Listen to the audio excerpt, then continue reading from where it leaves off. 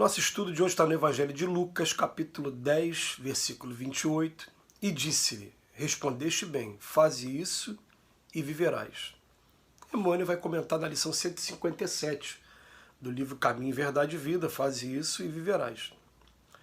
O caso daquele doutor da lei que interpelou o mestre a respeito do que lhe competia fazer para herdar a vida eterna reveste-se de grande interesse para quantos procuram a bênção do Cristo. A palavra de Lucas é altamente elucidativa. Não se surpreende Jesus com a pergunta e, conhecendo a elevada condição intelectual do consulente, indaga acerca da sua concepção da lei e fala sentir que a resposta à interrogação já se achava nele mesmo, esculpida na tábua mental de seus conhecimentos. Respondeste bem, diz o mestre, e acrescenta: faze isso e viverás. Semelhante afirmação destaca-se singularmente porque o Cristo se dirigia a um homem em plena força de ação vital, declarando, entretanto: faze isso e viverás. É que o viver não se circunscreve ao movimento do corpo nem à exibição de certos títulos convencionais. Estende-se a vida a esferas mais altas, a outros campos de realização superior, com a espiritualidade sublime. A mesma cena evangélica diariamente se repete em muitos setores.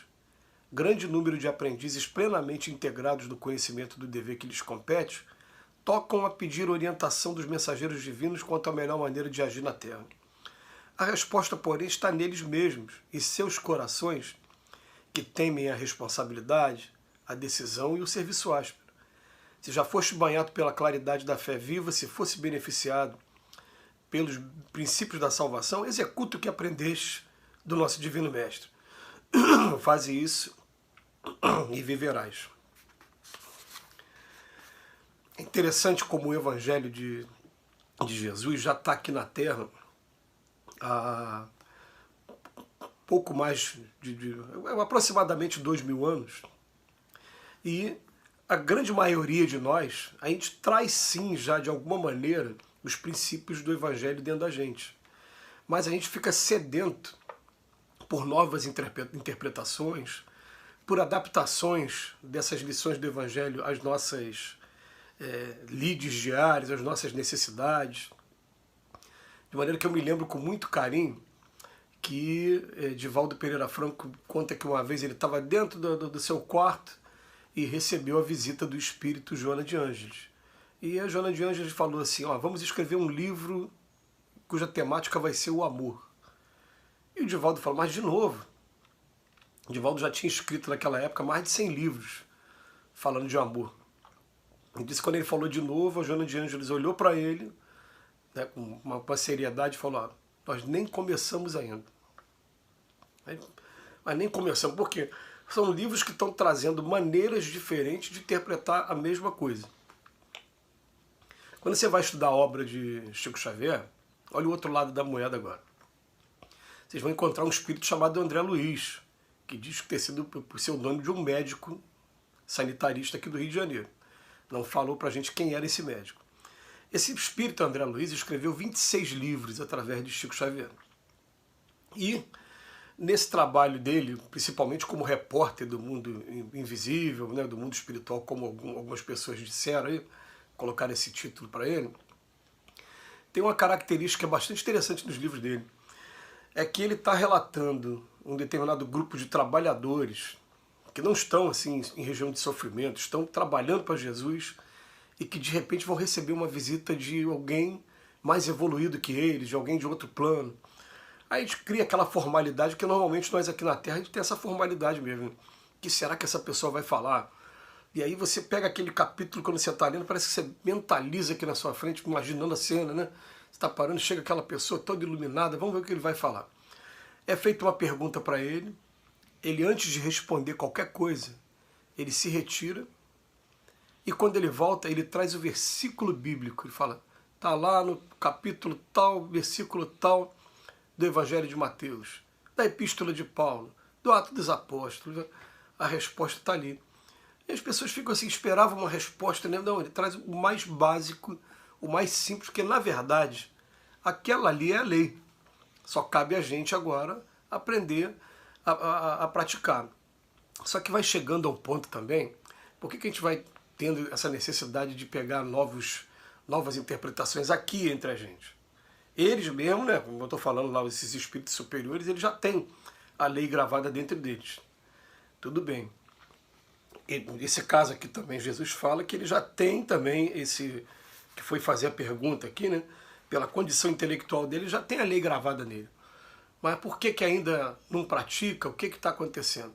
Na verdade, a gente precisa, assim, porque hoje a gente fala assim, ó, amar o próximo como a si mesmo. É tão fácil, né? Mas o amor, ele presume 3 coisas, pelo menos, que é o princípio da caridade, segundo entendia Jesus.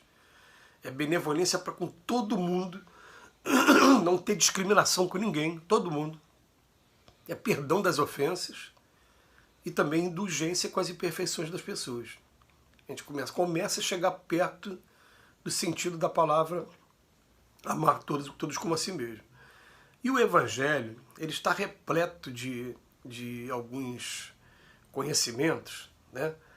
Fala, vai, não peques mais para que mal nenhum não te aconteça. Perdoar sim, ó, 70 vezes 7. Como é difícil para a gente perdoar uma vez às vezes. Mas está falando 70 vezes 7. Dá a César o que é de César. Vamos nos submeter a essas leis, mesmo sendo imperfeitas ainda. Se tiver que mudar, vamos mudar de maneira pacífica, conscientizando a todos através do processo educacional, não de maneira violenta. Fala, amar até o vosso inimigo. Gente, são conceitos que são profundos demais, e conceitos que são verdadeiros desafios para todos nós. Então, às vezes, o que eu faço, meu pai? E agora, que situação? Cumpre a lei. A lei já está dentro de você. Mas cumpre a lei como? É isso aí, ó. Aprende a amar a próxima, vai fazendo a tua parte, vai entendendo que o que você puder fazer, o que tiver ao teu alcance, não tem a pretensão de mudar o mundo, não, mas aquele mundo que está ao teu alcance, age de maneira como está dentro do Evangelho, como está dentro do que o Cristo ensinou. Vamos tentar colocar nas nossas atitudes assim, o que Jesus faria se estivesse no meu lugar. Isso tem colocado a gente para pensar muito nos estudos que a gente tem feito das obras de André Luiz, porque nos estudos que a gente tem feito, tem sempre assim um caso obsessivo sendo apresentado, 2 espíritos que estão degladiando aí, um está encarnado e o outro está aqui num processo de vingança, num processo, né? Então a primeira reação que vem na gente é, vamos afastar esse espírito. E todos eles sempre falam, afastar por quê? Calma, você não conhece qual é a ligação que tem entre eles. Vocês não sabem, às vezes a ligação vem do passado, vem de muito tempo, que é você para chegar aí e afastar assim. Outra coisa, em todo processo desse tem reciprocidade. Então, ensinando a gente assim, tem que ter respeito tanto por um lado como pelo outro. Tanto um como o outro são filhos de Deus. Aquele que está agredindo, aquele que está sendo agredido, todo mundo é filho de Deus. A gente começa a se colocar de maneira imparcial para todo mundo. Quando a gente começa a se colocar de maneira imparcial, a vida começa a florescer para a gente no campo espiritual, nesses campos mais altos, como diz aqui para a gente. Fala que viver não se circunscreve só ao movimento do corpo, não, nem a exibição de títulos, quem você é, qual é o cargo que você ocupa, nada disso.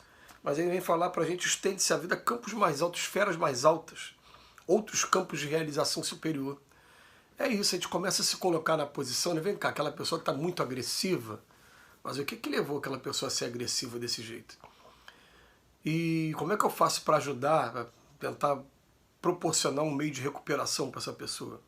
Esse deve ser o pensamento de cada um de nós, porque quem ama vai ter essa preocupação.